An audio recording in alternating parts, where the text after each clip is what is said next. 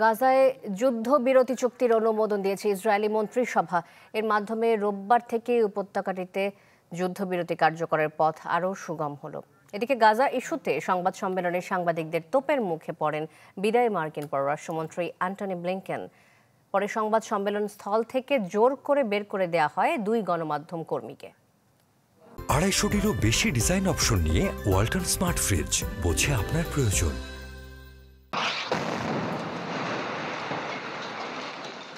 গাজায় যুদ্ধবিরতি ও জিম্মি বিনিময় চুক্তিতে পৌঁছানোর একদিনের মাথায় হামাসের বিরুদ্ধে শর্তে পরিবর্তন আনার অভিযোগ আনে ইসরায়েল।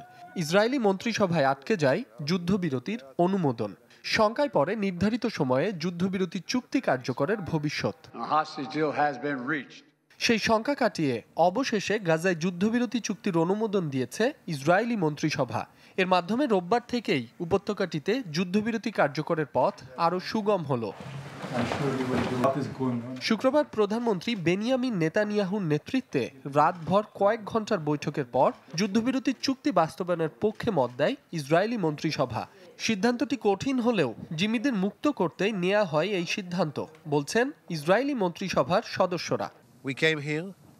যুদ্ধবিরতির পক্ষে ভোট দিতে এখানে এসেছি। সিদ্ধান্তটি কঠিন ছিল, তবে জিম্মিদের মুক্তি করতে আমরা যুদ্ধবিরতির পক্ষে ভোট দিয়েছি। আমাদের জন্য বন্দী নারী ও শিশু সহ সবাইকে দেশে ফিরিয়ে আনা বেশ গুরুত্বপূর্ণ।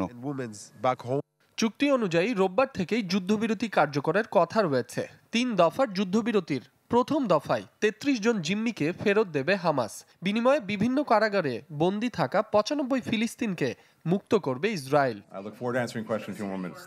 এদিকে গাজা ইস্যুতে সাংবাদিকদের তোপের মুখে পড়েন মার্কিন পররাষ্ট্রমন্ত্রী অ্যান্টনি ব্লিংকেন।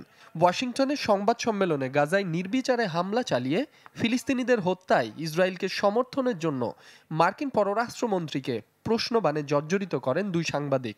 শুরু হয় হট্টগোল।